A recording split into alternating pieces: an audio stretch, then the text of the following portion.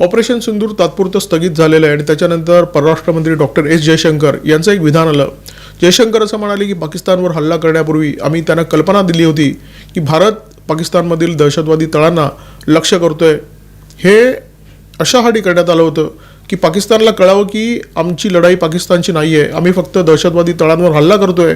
पाकिस्तानच्या नागरी वस्त्या किंवा पाकिस्तानची लष्करी आस्थापनं ही आमची लक्ष्य नाहीत, जेणेकरून पाकिस्तानला हा लढा दहशतवादाविरुद्ध आहे हे समजावं, सगळ्या जगाला समजावं म्हणून जयशंकर यांनी पाकिस्तानच्या नेत्यांशी संवाद साधण्याचा प्रयत्न केला होता.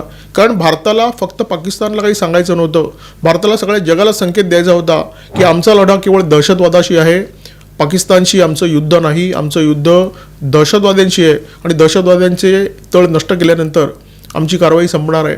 ऑपरेशन सिंदूर सुरू असताना काँग्रेसने काही छोटी मोठी कावकाव करण्याचा प्रयत्न केला होता. म्हणजे या ऑपरेशनचं नाव ऑपरेशन सिंदूर का दिलं असे फालतू प्रश्न विचारून केंद्र सरकारला अडचणीत आणण्याचा प्रयत्न केला होता.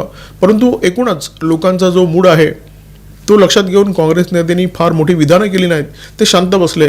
राहुल गांधीसुद्धा शांत बसले. त्यांना बहुधा काँग्रेसच्या अन्य नेत्यांनी समजावलं असेल की यावेळी काही बोलू नका, आपल्याला फटके पडतील, जनतेच्या संतापाला आपल्याला सामोरं जावं लागेल. त्यामुळे राहुल गांधी त्यावेळी शांत होते. परंतु आता डॉक्टर एस जयशंकर यांच्या या विधानाचा वापर करून राहुल गांधी केंद्र सरकारवर हल्लाबोल करण्याचा प्रयत्न करत आहेत. त्यांनी जयशंकर यांना सवाल विचारला की हा अधिकार तुम्हाला कोणी दिला, म्हणजे पाकिस्तानशी बोलणी करण्याचा अधिकार तुम्हाला कोणी दिला, हू ऑथोराइज यू, असा त्यांचा प्रश्न आहे.